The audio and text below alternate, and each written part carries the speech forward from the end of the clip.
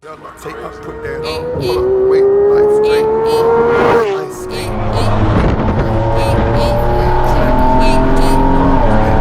Surfing at a wrist car, 10 to pink toes. Hey, what's going on, guys? Sorry I'm looking a little dirty right now, but I just got done doing some work on the M3. For you YouTube guys, you're gonna see this early.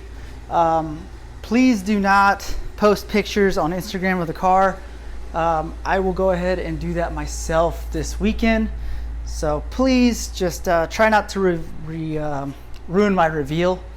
But here it is. I'm gonna show it to you guys right now.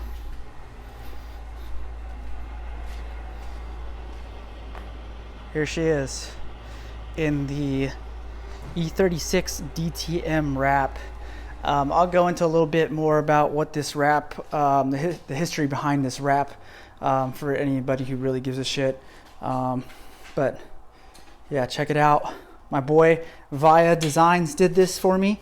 I basically presented him the idea, picture of the car, and he did a render for me on an M3, and we kind of just played around with the different brands. You know how liveries have different brands. Well, we wanted to update the brands on the car to kind of modern day and brands that apply to this car. So yeah, so quick history behind this. In 1993, BMW was creating the E36 M3 DTM car, and basically what happened was, well, this was the livery that they first came out with the car. BMW pulled from DTM because DTM wouldn't change the rules for them in order to be competitive against Audi, and I think Mercedes was playing still. So BMW came up with the inline six, of course, that everyone knows, and Mercedes and Audi were using V6s with a lower center of gravity, and they were able to basically put the motor closer to the firewall as opposed to the inline six, which stretched further out, and it was a disadvantage, that much of a disadvantage that BMW wasn't winning any races, which is why they decided to pull from DTM and start up STW, which is its own race league. But yeah, back to the car. Yeah, I love it. It's fucking awesome. We got the checkers that go on the carbon fiber roof too. It's a nice little touch. And even there's like some white slits, so that way you can actually tell that the carbon fiber roof has checkered on it, as opposed to just walking by and not noticing. Great detail right there.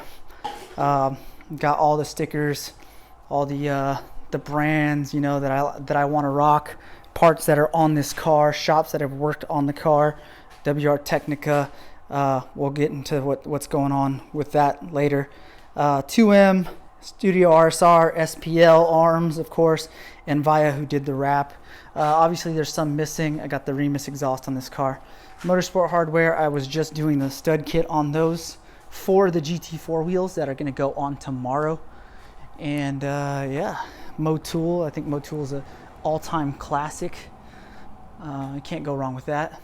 But yeah, got the wheels loaded in the back. Tomorrow I'm headed to Raceworks up in Burbank. They are going to go ahead and dial in the suspension to fit the GT4 wheels. And also, the reason why I have the MCS sticker on there is because we are getting MCS 3-way remote reservoir coilovers. So we're going to attach the canisters, hopefully right here if they reach. I think they will. They just have to go up 3 feet. So if they are bolted in right here, the top hat's bolted in right here, 3 feet is definitely somewhere like even like over here. So it would be nice to have them placed right here so you can visually see them from the outside. It would be a nice little touch, so that way you can recognize what the fuck's going on in this car.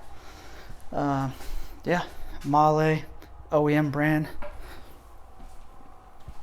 Purist, Motul again. And Warsteiner. If you don't know what Warsteiner is a German beer. This has been the main logo for all BMW DTM cars, or it was back in the E30 days, and obviously E36 days. WeatherTech, so this whole number design is based off of the IMSA GTLM class. GTLM uses a number similar to this, says WeatherTech up top, has the number with the red background. That's how you signify this is a GTLM car. Not saying that this is anywhere near that performance, but that's my favorite class, is the GTLM class. Favorite car is the Porsche RSR. Then you got some nice touches to complete the stripes on the side. They run up here. I didn't want to go all the way through just because the fender at the bottom on the F80s is definitely not like the E36. The E36 is squared off. This is more three-dimensional shaped. And I think it looks beautiful the way it is right there. So we still got some stickers to add on. Studio RSR is a major part of this build. And Toby wants to get a bigger sticker on there, so that sticker will stay, but we're also going to add somewhere, I'm not too sure where, probably maybe right on the nose right there. Nice little white canvas. And give them a shout out too, because they've been incredible on getting this car back up and running and on the track day after day after day, weekend after weekend after weekend. So yeah, hope you guys enjoyed the wrap. Like I said again, please do not post any pictures of it. If you see any pictures, just do not share it. I know I'm not really a big channel, but I know for those people that I have been keeping quiet to, I definitely don't want them to find out. So yeah, I'm in love. I'll see you later, guys.